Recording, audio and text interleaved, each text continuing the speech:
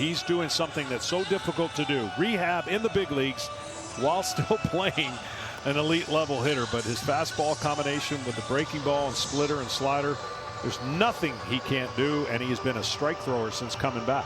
And more each game. You mentioned this is his fourth start.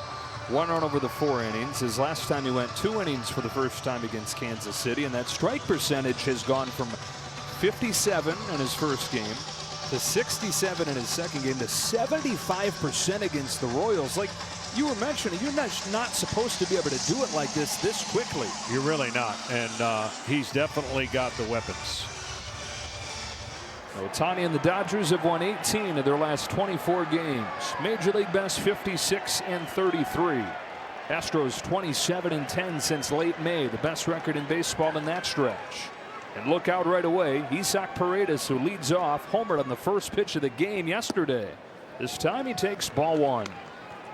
He's a guy along with Walker who pretty much are the two that take the most pitches per at bat for the Astros.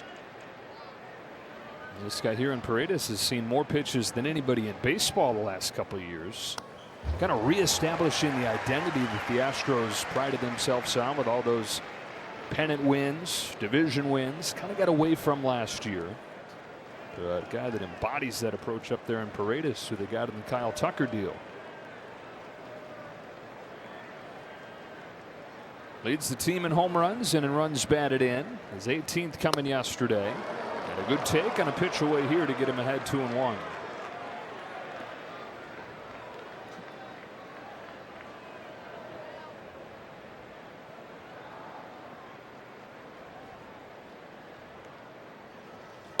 Two and two. Well, he just has such an athletic body, right, to say the least. His ability to command the baseball. I'm just telling you, you have no idea how hard this is. We could talk for 6 innings, and I could explain to you how most players would have to go to rehab starts in the minors, get their innings, get their pitches, get their feel. It's going to be rough. Hooked into left field. Kike Hernandez comes on, plays it on a bounce, and a leadoff hit for Paredes. Typically what happens, and because he's doing it in such a short time frame, the one thing I've noticed, he's not trying to do everything in 2 innings. You know, the tendency for me, if I was in this situation, I'd want every pitch working. I'd probably overpitch and overthrow situations that don't make sense. He seems to have a calm heartbeat. He knows what he wants to accomplish, even though it's 2 innings. At the big league level, it's like getting a tease, and you don't want that to get amped up the wrong way. Speaking of calm heartbeat, how about this kid here, Cam Smith, who got drafted less than a year ago by the Chicago Cubs and was a key piece in that Kyle Tucker deal. Made the opening day roster. That was headline news, and he's just charged his way up that lineup, hitting .395 over his last 20 games. Yeah, when you think about the Houston Astros and their ability to hit the fastball, they do it very well. Now, this is an elite fastball, 96 miles an hour, but the Astros as a team do a great job against fastballs. Broken bat, bouncer up the middle for Tommy Edmonds, steps on the bag, over to first for 2.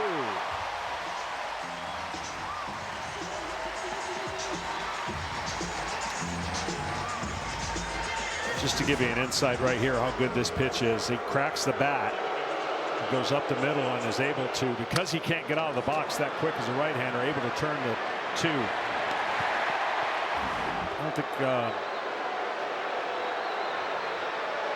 I think you can know who's at the plate right now. Yeah, could save my breath.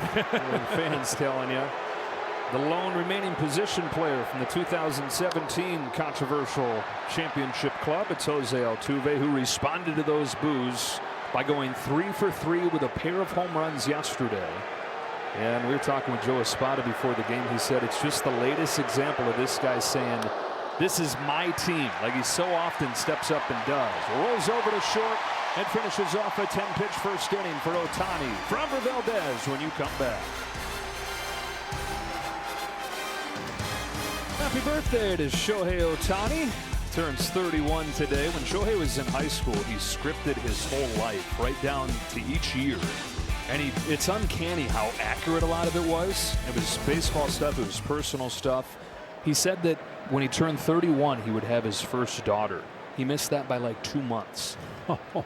And he wrote this script 15 years ago. Upstairs to the first pitch to Christian Walker. Talk about manifesting things. And Walker, this is his own personal playground here, Dodger Stadium. Another home run yesterday. He's the first player in Dodger Stadium history to homer in 6 consecutive games. Did it with the Arizona Diamondbacks. Dodgers are thinking, thank God he's no longer in the division. Signs with the Astros. Shows up here and picks up right where he left off with Arizona. On a 2-0 from Ohtani. Takes ball 3. Well, it might be just what the Astros needed, because whenever you come to a new club and high expectations, contract and all that, you get off to a really slow start. This last week might be an encouraging sign for the Astros and Walker.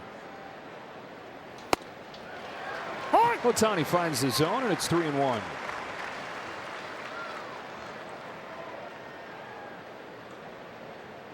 Shohei in his 5th season as a two-way player. Fires a 3-1 pitch. Gets a fastball by him. Last 3 years that he was a full-time two-way guy, 2021 through 2023, only Aaron Judge had a better OPS at the plate, and only 2 starting pitchers had a better ERA on the mound than Ohtani's 284. He doesn't just do both, he stars at both. Here's his payoff. A lot of people thought I was crazy a couple years ago making a comment to just kind of give the ultimate compliment I can, knowing it would never happen. If all he did was pitch and didn't hit, he'd be the best pitcher in baseball. And people looked at me like I might have lost my mind. But the reality is we're never going to see it, so it can't be proved. But my point is he's so talented on the mound, we're only getting a glimpse of what he can do because he's so good at the plate.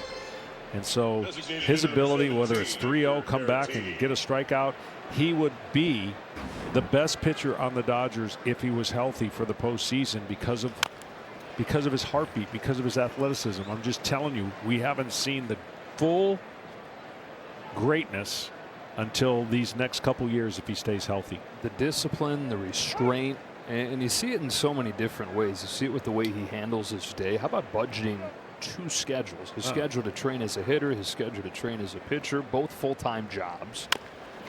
And that's my point. Like when Jacob deGrom was on top of his game, yeah, he had to hit a little bit because they still hit in the National League, but he was training to pitch, and he pitched at the highest level. This guy is training to do multiple things, multiple information, bullpen, hitting, all the things that you have to do to survive just as a position player, and then topple that with the routine that most people don't know a pitcher goes through because they think, how hard is that once every 5 days? It's harder than people think. And he's doing it in a rehab form coming back. Well, we know about the athleticism, and you see how explosive and graceful he is as an athlete, but one of his biggest superpowers is his intentionality and his thoughtfulness with his schedule and how diligent he is down to the minute each day to be able to make both these things happen. 2 careers at once. Yeah, you've got to take care of yourself. You have to be disciplined, and you've got to be a freak because at some point something's got to give. And if I had, it's not fair to put timetables on anything, but in the next 3 years, anything more than that in a two-way for the Dodgers would be unbelievable. In other words, the next 3 years, I think he can keep this up, but then after that, at some point, something's going to give. And I think the Dodgers are going to be pretty fine if he can get those next 3 years of two-way playing. Caratini checks his swing and the count goes full, so that would put him halfway through the 10-year deal. Yeah, He's already gotten him the 1 championship. Exactly, and I just don't think people understand how taxing and how hard it is to come back from an injury, but to do what he's doing. Back-to-back strikeouts, a video game pitch right there to get Caratini.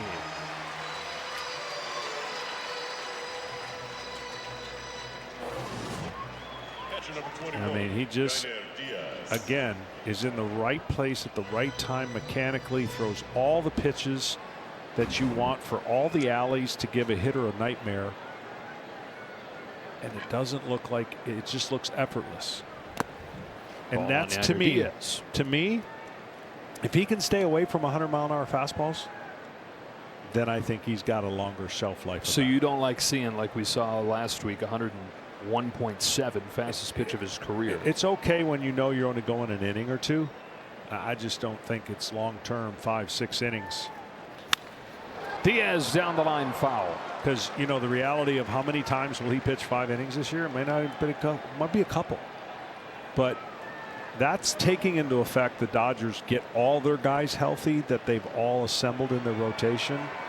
And then what do you got? I mean, you just it's got pretty incredible choices that Dave Roberts will have down the stretch. He told us today Tyler Glasnow is going to make his return off of the injured list Wednesday in Milwaukee. Blake Snell through today, making progress towards his return. They're still waiting on Roki Sasaki to come back as well. Fastball's fouled off, and it's 1-2. And Ohtani's got a chance to strike out the side. I mean, a couple of these guys are going to have to go to the pen. You can't. When it comes to the postseason, if everybody's healthy, a couple of these guys are going to be in the pen. That's hard to believe.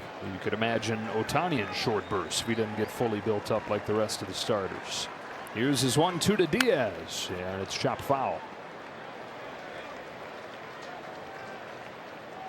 Well, the Dodgers are doing it with a formula that we thought in the beginning of the year would be the formula that the Astros are doing it, meaning they're dominating pitching.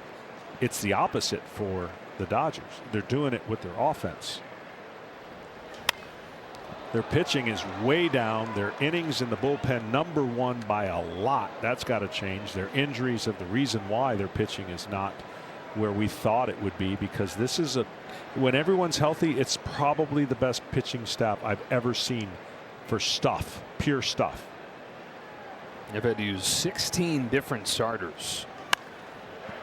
Yeah, and then like you talked about, the trickle down on that with the shorter starts they're getting is the bullpen load being up there in terms of innings pitched. They've been able to disperse that across many arms in the bullpen. And still something they'd like to smooth out as this year continues. Another 1-2 to Diaz. He got him swinging and he strikes out the side. Happy birthday, Shohei Ohtani.